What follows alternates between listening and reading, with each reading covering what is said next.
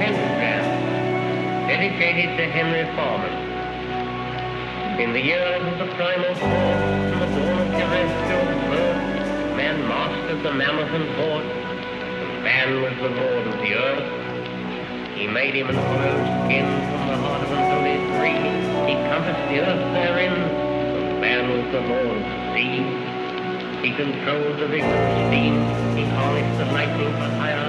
He drove the celestial team, and man was the lord of the fire. Streets mouthed from their thrones.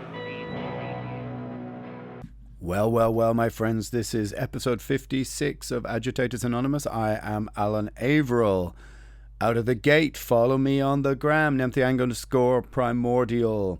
Over on Patreon, where I do bonus podcasts and all sorts of other stuff, songs, demos, rehearsals sometimes. Patreon.com/Alan Averill will support the show.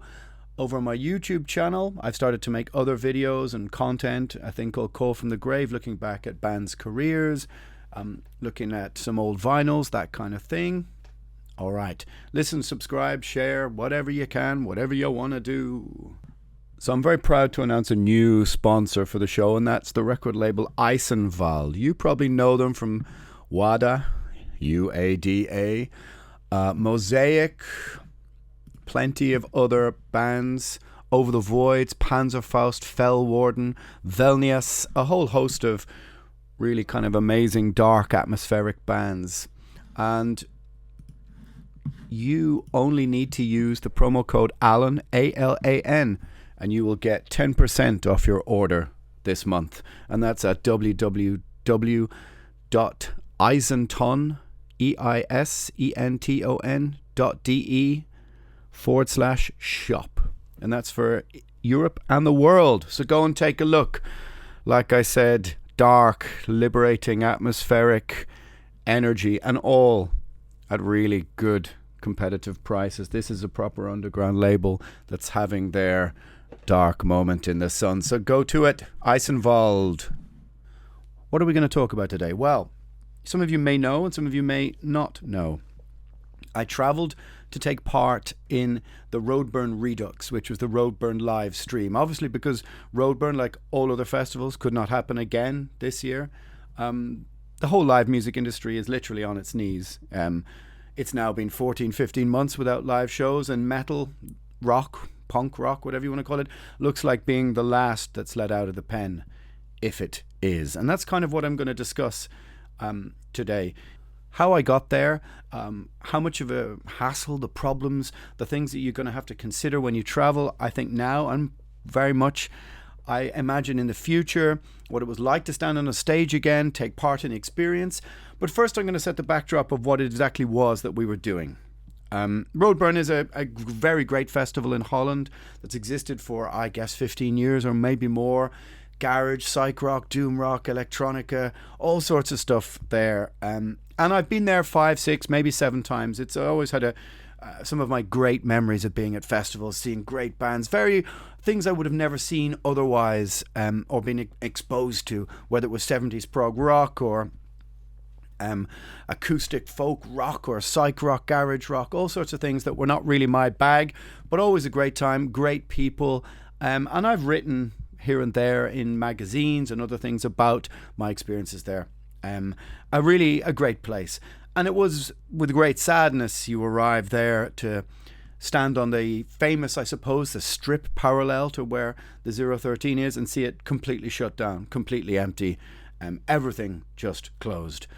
It was very eerie, very odd, and let's be honest, quite frankly, pretty depressing to see what was once such a vibrant street of people mingling, meeting, waiting to see bands, renewing old acquaintances and friendships and all sorts of stuff, and to see it empty. Like everywhere I went, but we'll get to that. It's the year of curfew and the year of lockdown and pandemic, and what I went and did is something that most people haven't been able to do this year. Firstly, my reasons for doing it were many. One is because I wanted to make a little bit of a stand, I suppose, for whatever it's worth, on my terms, which was that I'm a musician. I'm going to go somewhere to play some music. That is what I do. That is who I am. And to make something of a stand in order to make that happen. Not just be a square on a screen removed to some remote living, remote musical collaboration where you just dial in from wherever you are and sit playing in front of your camera, blah, blah, blah. You know the story. If you've been listening to the podcast for the last year, you'll know that I've been raging against all of this, what I see as the corralling of society into some remote living, remote working future, and the very obvious attempt to deconstruct social society happening before our eyes. But that's not what this podcast is really about. It's a kind of parallel look at that through a streaming event that I went to take part in, and what that was like. So I'll set the scene, I suppose, a little bit. Woven Nest were a band that Dread Sovereign, the other band that I'm in, along with Primordial, where I play the bass and sing. We were literally the last tour out of the gate before lockdown, the last train to leave the station. We were literally on that train. Saturnalia Temple from Sweden, Woven Nest from Belgium, and Dread Sovereign. And we did maybe a 16-day tour across Europe. Pretty successful, great vibe, great tour, great people. A lot of great experiences attached to that, but little did I know it would be literally the last time I'd stand on a stage, until that Roadburn Redux, which happened 2 weeks ago. Little did any of us know that would be literally the music industry, the live music industry, literally brought to its knees. And this podcast is going to be a little bit about that, but also maybe looking at some projections into the future. Like I said, I'm going to make a video primarily only about the music industry and what problems it's facing over my YouTube channel, almost like a parallel to this podcast. So keep an eye out for that one, because it's going to be a bit more succinct, a bit more soundbitey, a little bit less waffly, if that's possible. Probably not possible if you know me and you've been listening to the podcast for the last year. You'll know my rambling technique is not best suited to succinct, modern, short sound bites that people can share, etc., etc. So the setting was Woven Nest, Belgian band. They were asked by Roadburn to basically make a sort of musical collaboration. Roadburn does this often, where they will ask a band or a musician to create new music made just for Roadburn, which, they did with all the Icelandic black metal bands, Misfirning and Svartadauði and that kind of thing. So this was what was asked of Woven Nest. And I, Alex from Ruins of Beveras, Tommy from Saturnalia Temple, Rianne from Duel, were asked to take part in that, to add our vocal touches. And I spoke with Tommy from Saturnalia Temple, and I said, man, we should go to this. We should fly into this. We should try and make this happen. Try and be musicians that are actually doing what they're supposed to do, i.e. play music. Something that you would have thought as your inalienable right, within freedom of movement, to just decide to go, I'm going to go to Edinburgh this weekend, or Barcelona, or whatever. Now, if you've been listening to me, you'll know my thoughts on where we are as a society right now, the situation we're in, the ever rolling feedback loop of lockdown that seems to perpetuate or a form of soft authoritarianism. A lot of metaphorical uniforms have been dusted off across the Eurozone, and I think awakened some rather dark spectres from the past. That's my opinion. You may disagree if you wish. That's okay.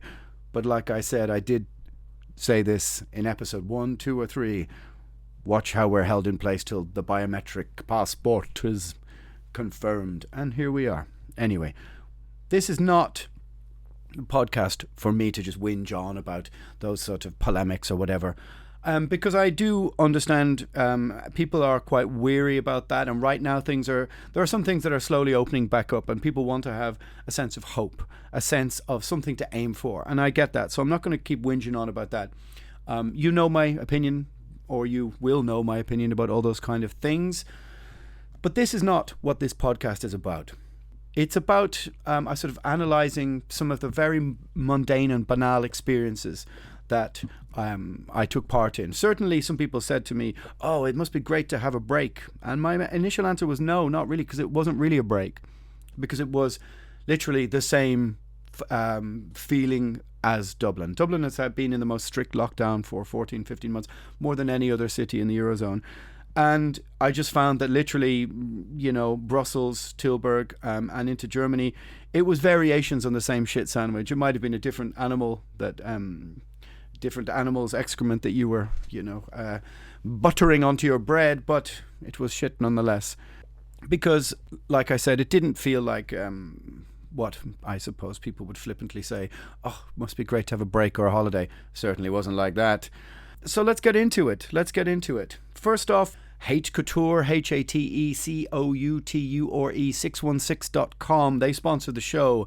Hateful yet tasteful clothing, apparel, all that kind of thing. T-shirts venerating serial killers and tyrants. You know it. It's heavy metal. What do you want? Go to the website and put in the code Alan, ALAN, and you will get free shipping. All right, take a look. Well, first off, I'm going to go through some rather mundane things that you need to do or will need to do to travel anywhere right now. There are people traveling. When the flight over was about half full. Contrary to popular belief, people are traveling to do things. Now, that's up to them, whatever that is, I don't know. For me, it was work, as in I am a musician, and this is essential travel. Now, your opinion of whether that is or that isn't is up to you. But some things have to still turn in the world, and my opinion about that was that, or my statement of small intent for whatever it was worth, was that I'm going to go and take part in this as a human being and not be reduced to, as I said, just an avatar on a screen, because I'm not quite ready to submit completely to all of that, but will, as I've said before, admit that I hope to be wrong about my perception and my view of what might be looming into view. However, the truth is that you do need a PCR test to travel. There is no doubt about that. The cost of which vary from 40 to 140 euro, depending on where you get them. If you're I think the inhabitants of every country can get them for free. If you're referred to by your doctor, etc. I paid for mine in Dublin. So I would get 4 of these tests at a total cost of about 400 euro, and a rapid antigen test. Meaning the total cost for bringing me, not even counting flights or hotels, the total testing cost of bringing me as a musician to Roadburn to sing was about 450 euro. Now, as you can see, it doesn't take a mathematical genius to work out that is financially impossible. It's economically, it's not viable as a musician to travel to anything. And if these things stay in place, now you will say, well, of course, we'll all be vaccinated by then. I'll get onto that, because I can see some structures that have grown up that I think are going to be pretty hard to shake loose from the tree. But we'll get to that. So you take your test, you get down to the gate, you're asked for your passenger locator form electronically, despite the fact that you can fill it out just in paper form when you land at the other end. What you learn quickly traveling, or what I learned quickly traveling through these few different countries on these days, was that it's bureaucratic chaos. It's a kind of mess. Look, if this situation is as serious as we're told it is, then the fact that a Ryanair employee decides who does and doesn't go from one country to the next is quite frankly ludicrous, let's be honest. If it's as serious as we're told, you would leave it to the discretion of some poor hassled Ryanair employee at the gate who's got 50 different people asking 50 different questions because nothing is explained properly. It was chaos. A form of chaos, that I have seen many times on Ryanair flights, just set to a different backdrop. And I don't blame the employees, because they don't really know the rules, and that's what you learn, is that no one quite really knows what's happening. Now, in terms of people who see what's happening as some huge, big Machiavellian plot, I understand. I've talked about the Great Reset. I've talked about all of these kind of things. The idea that all of that is just has just some soft, precise landing and everybody just toes the line and falls into line is impossible. It's bureaucratic chaos, and left in the hands of just regular employees.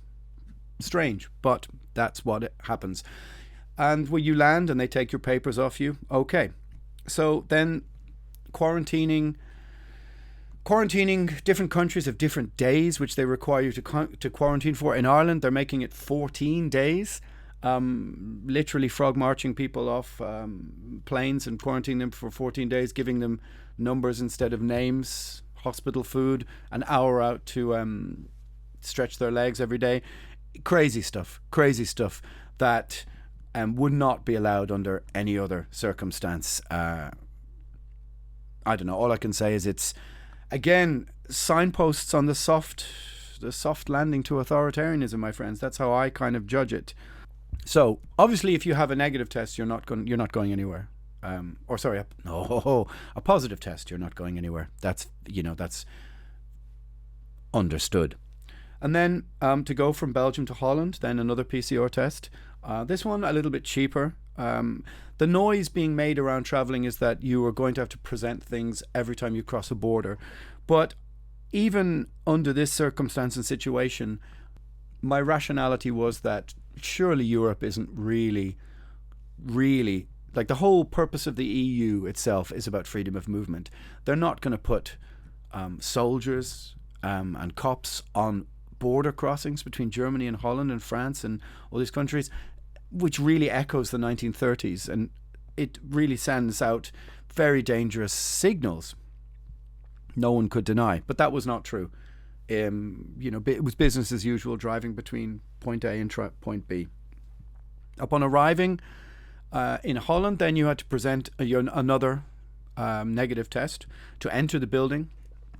Roadburn was, I mean, look, it's no secret. I've been there several times, and it's a brilliant festival. But it was very sad to see what had happened, and a huge empty room would take 3,000 or 4,000 people. Skeleton staff. They had set everything up brilliantly. There was a mobile editing suite right behind the stage, and you could watch them at work. Brilliant, focused, determined work by all the staff. I've been on that stage several times, and the crew are amazing. The sound was amazing, and the vibe. We'd rehearsed a little bit in Belgium together, and we'd put the songs together. The guys had written from Wolvenest. But when everybody got there, Rianne and Alex and Tommy and Bones from Dread Sovereign was playing the guitar as well. And when it all came together, it really was a very kind of special feeling on the stage. It was very strange to look out into, well, what would have been the crowd, but it was just literally the tracks upon which, I don't know, there's probably a technical word for that I should have looked up, but the little train tracks that the cameras are pushed along to get all the different angles and all that kind of thing. You know what I'm talking about. To see a huge empty room. Now, okay, it felt like to me, I've made a couple of videos with Primordial, maybe Babel's Tower and a few other things. I'm not a fan of making videos. I find it repetitive and a bit dull, but the process intrigues me. But this was like making like a live video, a kind of stage lit, super impressive live video. And you played live. You weren't playing along to a backing track as they would have done back in the 80s or whatever. So to take it as that for what it was, it felt really, really great. And to step out on a stage again, I have to admit, as somebody who's a little bit linear with these things, I felt quite emotional. Stepping out onto the stage, it was kind of like, okay, here I am back where I actually belong, to do something real, to do something human, to make something of a small stand for whatever it's worth against what I perceive as some form of anti-humanism. You can disagree if you want, and that's okay. Like I've said many times on the podcast, if we get to zero, to back open, to you're now allowed to live your life again, then you can happily buy me a beer at a festival and tell me that I went a bit crazy for a while, and I'll happily concede that. But for now, this is how it is, and this is what I see. The testing thing is clear to me that this is now a huge industry. This is an industry in itself. And speaking to lots and lots of industry people on a huge Zoom call when I came back about what's happening, there are some festivals happening in places like Poland, The UK, you've probably seen information about something in Liverpool as well, but they're requiring people, even with a vaccination, to have another antigen test on top of that. Kind of like buying a phone, but then having no credit, so to say. So you got to buy the top up and put yourself in 1998 or 2002. And that's kind of what it's like. And I have I hope to be proved wrong, of course, but I have a feeling this is something that it will stay, because it's such a cash cow, and so many industries have lost money that now they have a cash cow to milk, and that will be asking everybody for an extra rapid test on top of their vaccination, whatever that is. And that's going to make things very, very difficult. I mean, I'll go into this on my YouTube video, but as a band touring, if every country in Europe is going to ask for different variations on the same theme, and you're trying to travel between them to play a show every night as you do on tour, there just isn't the time to go and take another test every 2 days. And then if somebody was to test positive, the whole tour, the gig is cancelled. You can't plan anything on that basis. And it seems incredibly arbitrary. If you've already got the jab, then why is that needed? Now, of course, I'm hypothesizing in a dark way that it might not happen like that at all. Because, as I said, it's clear to me that there is a bureaucratic weight to this. As somebody said to me, if the gulag doesn't get you, the paperwork will. And there's some truth to that, which is that the bureaucracy, it's deliberately made confusing, I feel. And some of it just genuinely is confusing. For example, on the way back, you arrive in Berlin airport, and you have to connect to get home to Dublin, and they go, oh, they changed the laws in Holland yesterday. Now you need a test within 24 hours. And you go, but laboratories don't offer that service. Yeah, but okay, so now you have to go and take another test in the airport. Okay, another €50. If that was to test positive, where would you go? What would you do? Or they would probably put you in one of those hotel, health, spa, resort camps, whatever you want. I don't know. It wasn't laid out to me what would happen. And again, it was EasyJet employees at the sharp end of the spear who were having people shout at them, and they were getting stressed out. And you felt again that the crushing weight of chaotic bureaucracy was really weighing a lot of this down. Now, in a way that made me feel a little bit comforted, because it felt like, oh, this is politics as usual. This is not the New World Order marching in step, in unison across the Eurozone. So what this whole experience did is it kind of clipped the edges of every argument off for me, so to speak, or it kind of like vanquished some of the outlying opinions. It also made me very aware of the fact that when you go from city to city and you see curfew at 9 and you see all of the social elements of social society just literally derelict, pushed to the brink, people really pushed to the edge with how to cope with all of this. Anybody who tells me there isn't something else happening, an attempt to restructure social society, end small businesses, whatever, I think you've got to be mad to not observe as I said, the signposts on the road to authoritarianism, that an awful lot of civil liberties and freedoms and all the kind of things I've been talking about the last year have literally just been, respect for them has been thrown out the window with some of the arbitrary and, quite frankly, inhumane rules and laws that now we have just accepted as standard, as this is just how it is now. So on the one hand, I see crushing, chaotic bureaucracy, politics as usual, trying to stumble in the dark, trying to figure this out with some good people, with some good intentions, trying to find their way, trying to figure this out. And on the other hand, of course, some manipulation as agents of power and influence and state have rushed into the gap to take certain things as their right to implement elements of social control. Blah, de blah, de blah. But what was it like to actually stand on the stage again? Yes, thank you for putting me back on track. Yeah, like I said, it was quite emotional. I was determined to do the best job that I could in the circumstances. And it felt great to then sit in the backstage, the distanced backstage, and have a beer.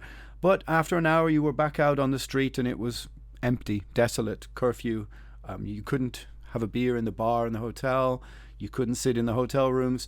So quite literally, an hour and a half after playing, the first gig in 14, 15 months, was sitting in a hotel room just watching football highlights. And that's kind of, it felt very strange. It felt very, very odd. It felt, if it's a signpost on the way to recovery, then I was very happy to take part in it. If the patient is being resuscitated and going to be allowed to leave the hospital, then, pun intended, then it was very good to take part in. But if it was a signpost, I keep using that word, signpost. If it was an example, a view, a portal into how this is going to be from now on, i.e., just stream from your own country, don't travel anywhere else. People who want to see you from other countries can just tune in and look. And you, as a musician, aren't going anywhere. If it's a view into that, the idea that everything is just going to be streaming, well, then it's my vision of hell, to be honest, as a musician. Because, as I said before, the Arts Council here just talking about everything being streaming stages. And you've heard me talk about this kind of stuff before. As my friend Ivar from Enslaved said, we started bands to be in rooms with people, not to be on our own, not to be working remotely, not to be sitting staring at a screen. That's just why we started being in a band. To not be that moves you really from being a musician to a content creator. So like I said, if this is a temporary measure, which I hope, and many of you hold out an awful lot of hope for it being so, and good for you, because you're going to have to drag me along in your slipstream of positivity to somewhere. Let's see where we land. It felt like an example of this is how things may be. But the fact is that there's no economy that works in this circumstance, whereby, and I said it, I made notes, there are notes in front of me here, and one of them simply just says risk and jeopardy, i.e. if you're taking an extra little top-up jab on top of your, or a top-up test on top of your jab, and a band arrives at an airport and drummer tests positive, band can't go. So you can never book a festival properly in advance. You can't book flights in advance. The band can't go, okay, well, we confirm this in 9 months and travel, because who knows who may have a false positive, or are you going to get there? So it means that the chances are the next 6, 9, 12 months will be local bands playing small local shows, and huge bands who have the economy to cope with all of the procedures that are going to maybe be implemented. I've heard stories about there being special employees now going to have to be employed at the entrances to every venue. And as I said, when you buy a ticket for a show, you're going to have to prove several different things, etc., etc., etc. So like I said, if it's temporary, then listen, it was temporary and good to do. But if it was a glimpse into the future, then yeah. So for me, it was very important to go through the procedure to see what it was like, to see how much difference there is between countries. And the reality was there wasn't much. The Dutch seemed to be doing it the best, in the sense that their shops all weren't shut, and they had little tables at the front of every door, and you could window shop, and you could scan a code, and they would bring you things to the door. Whereas in Ireland, businesses have just been shut. Fully, the Grafton Street, you've walked around it, the Temple Bar, when you've been a tourist coming to Dublin, it's more or less derelict, most of it, just boarded up, shut. There's nothing in there coming back. And what will come back, because unless you can tell small business people, this is never going to happen again. Why would you open a small business knowing that next September, October, the shutters come down again? So, look, these are problems I don't have the answer to. They're just my observations. As I said before, the podcast is my hypotheticals. And yeah, sure, they're dark, but what did you expect? You've heard Primordial, right? Yeah. It wasn't created in a vacuum. I didn't lick it off a stone, as they said. The variations in themes between the different countries were very little. A lot of police presence in some places, none in others. I woke up in the hotel after the gig, to find all of the sports pitches outside the hotel full with teams playing. Teams, not just people kicking a ball around. And I watched a hockey match, a game I used to play a lot. And it was quite oddly emotional to see people out playing sport, doing healthy things for mind and body that they never should have been told not to do. And then contrast that with Ireland, where there's padlocks on sports pitches, where young kids are encouraged not to go out and play with other young kids. Criminal, terrible, shameful. But the Dutch seem to have a better handle on it, which, I suppose is hardly surprising when you consider a country a quarter the size of Ireland with 14 million people or whatsoever, which runs on basically a sort of cooperative system, maybe is a little bit less flippant with its implementations of a draconian nature. So yeah, I got 4 tests in 12 days, followed the rules, or however many days it was. And then coming back and listening to people on Zoom talk about how, like I said, there is going to be, I heard a story about one festival next summer proposing to have rapid tests for every person of an 18,000 crowd every day of a festival. Now, I know the tentacle? The sensible among you are wondering, well, what's the point in getting the jab if we all have to have the rapid one and the whatever? And look, I can't sense make of that. I don't really understand it. And also, what I will say is that these are projections onto next year, and we all know that could change immensely in the next month, in the next 2 months. Ad read number 3. Metalblade.com.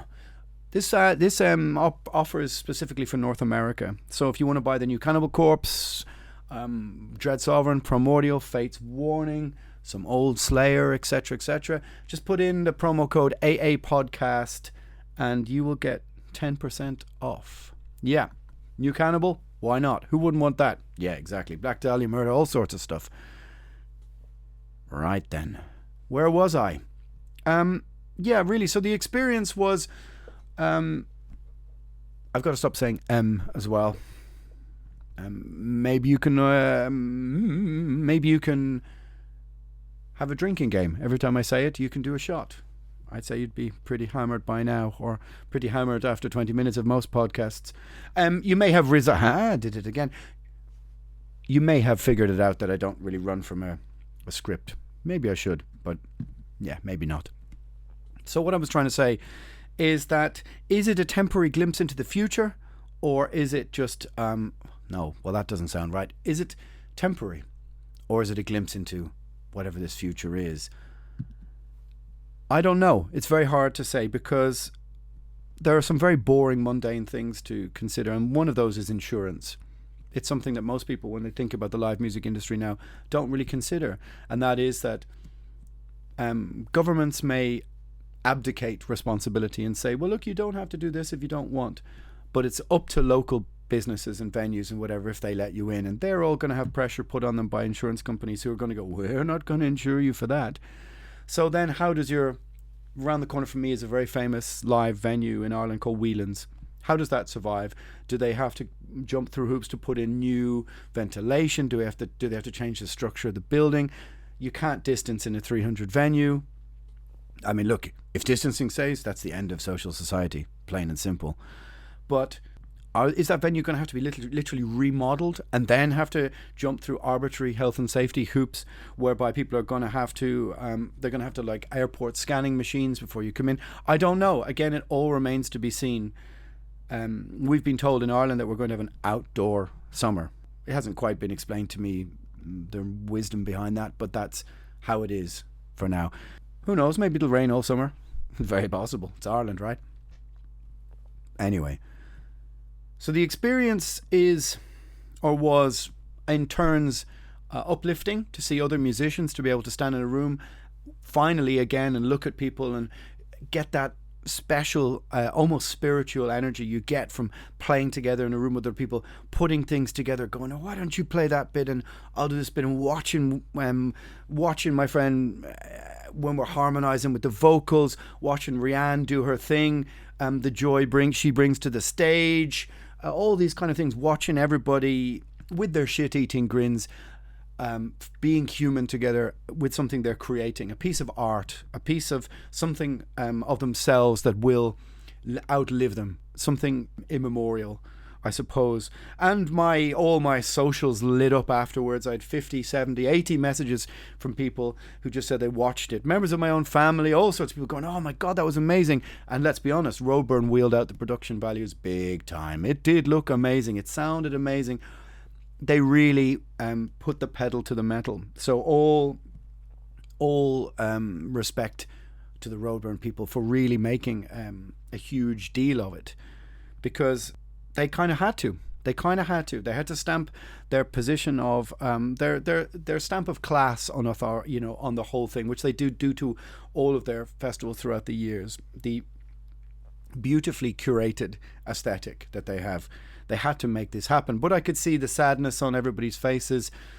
And even worse than that, the kind of desolation, the demoralization, the depression on people's faces when they just kind of looked around and saw a skeleton staff of people all distanced, despite the fact that anybody in the building had to have a negative test anyway. But that's just what's now been inculcated within people. That's just how things kind of are, without asking. But of course, legally, you understand why venues do it. Now, are small venues or rock and roll venues, dive bars, are they going to have to do this kind of thing? Will there be a kind of under the table touring circuit? It's very hard to know, because I'm going to make a video about biometrics as well, a short video about biometric passports.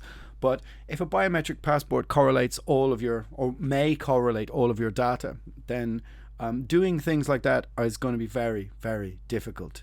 And those are the small white lies of rock and roll, the small white lies of society and culture that make the wheels go round.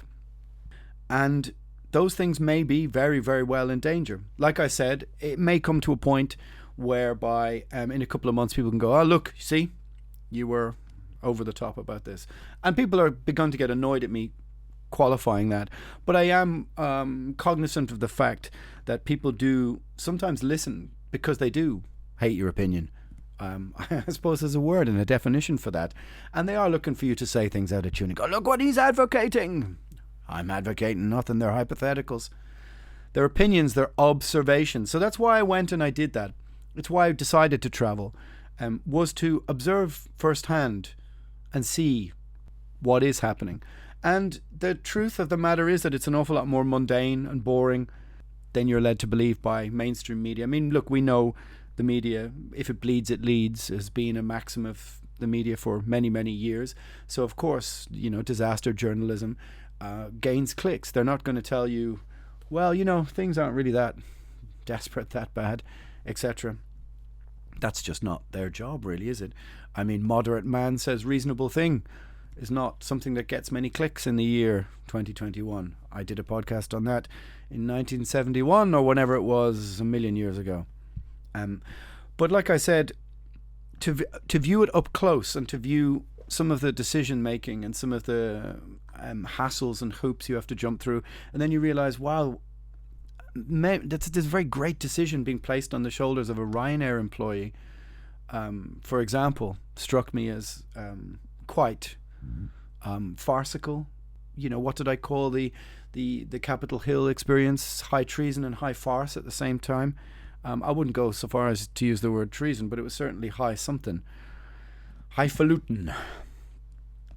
Anyway, so as a musician, it was good to go and prove oneself, to go and do something human, and also to make a little stand or a little statement on my own terms, to go, look, I came further than anybody else to come and do this, rather than just phone in my voice. But the feeling was, I suppose, sort of bittersweet, and none of us really know quite how the cards are going to fall.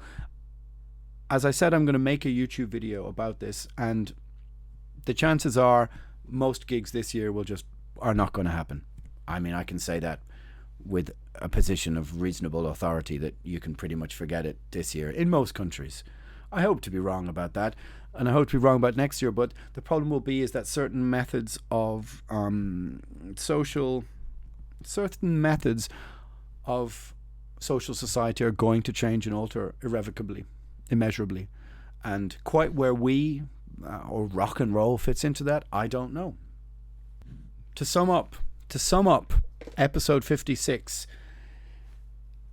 it's a complicated podcast to do because it's many conflicting opinions, because it doesn't provide me with a resolution, and that's one of the great problems, emotionally, intellectually, innately with this situation, is that there's no line in the sand where you're told you get your life back now. You get that thing that you did before. You get your identity, your purpose, your agency, your reason for being creative, and in many cases a very great part of your reason for existing. Let's not be, we can say that, let's not downplay that. If this has been your identity for X amount of years and you live to create, then this is what you do, without sounding like Miss World or whatever. This is, standing on a stage is such a huge part of that, if not for me the greatest part of it. And so to have that taken is like having a limb taken from you, and the idea of just being corralled into only doing streamings, I'd said in a surreptitious way to someone, well, it's kind of like someone saying, okay, you can never have sex anymore, you can never have intimacy anymore. In fact, all you can watch is late 1970s porn, and that's kind of it. That's kind of meh, in a dumb teenage boy way, and I was a dumb teenage boy, way of saying that that's what streaming is for me. And that's, if streaming is the potential future, then I've said it before, but I'm probably out. It's not going to be for me. I'm going to go and live in I don't know, Mexico or Guatemala or Ukraine or something, far away from the blast zone of soft authoritarianism that seems to be mooching up the street towards us.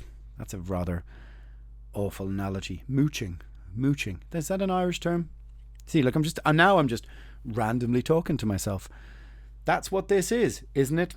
A random madman in a random room talking random this and that. What I was trying to get to before my madness took over, what I was trying to get to is it didn't provide me with a resolution. It gave me moments of very great joy, fleeting though they were, because of the back of my head was constantly, because of the nature of who I am, but the back of my head was constantly like, is this it now?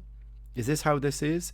And also it gave me a very mundane and boring but very clear understanding of the levels of bureaucracy, that paperwork and new rules and regulations that you're going to have to jump through to get to somewhere from point A to point B. And whether that's possible for musicians economically, if it stays like it is now, then no is absolutely the word. It's absolutely not economically viable. If certain, I suppose, structural economies are dismantled to allow people to go and do these things again, then yes, it is possible. But going from one border to the other is going to be complex. And because one of the tenets, as I said, the concept of the European Union is the freedom of travel once you're within its borders. So the idea that going from, let's say, Holland to Germany will have a whole completely different set of rules goes against and contravenes the basic principles of the European Union. I mean, some would say that the idea of lockdown for over a year contravenes the basic principles of human rights that were enshrined in many conventions in the European Union, the Geneva Convention perhaps. And I would argue they're probably right. We just inherited an authoritarian reaction from the CCP and placed it upon our society. And now we're in this feedback loop where I feel we don't know how to get out of it. Of course, I could be wrong and you can disagree with me. That's perfectly fine. Now, of course, that has nothing to do with how I feel about standing on the stage. But the fact is that hour of being part of that with Wolvenest will most likely be the only time that I stand on a stage this year. So there won't be a Primordial this year, I would imagine, just like last year, which means no shows with the thing that's been intimately part of your life for 29 years, for 2 years in a row. And I have a very, very dark feeling that at some stage things act as a circuit breaker on society, and certain people will just go, well, that just belongs in the past. That's kind of how it was. This is how it is now. I'm going to also do a podcast on something else which I've been thinking about, which is why this situation appeals to some people. Like I said, it would been a while since I last sat here behind the microphone and made a podcast that was really relevant to this week, because I lined up 3 or 4 in a row before I went. As I said, the one with Fernando from Moonspell, which was great to talk to him, Josh Barnett, making an album, etc. But none of them were particularly about this situation. So what did I learn? I learned that I wasn't.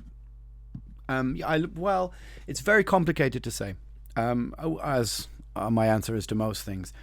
But like I said, it trimmed some of the outlying opinions. Like I said, if this is the New World Order marching in step across nation after nation, then they're doing it in a rather haphazard way, I have to say. And I don't think, as I said, employees of budget airlines are marching at the front of that in step. It's just a bureaucratic, chaotic mess that you cannot ascribe that much malice to. But on the other side, it's clear to me when you look at rows and rows of empty streets and empty cities, curfews at 9, people literally being told, that's it now, stay inside. Social society just closed for people, no coping mechanisms. To say that there isn't something else filling some of those gaps, I think would be naive as to be madness.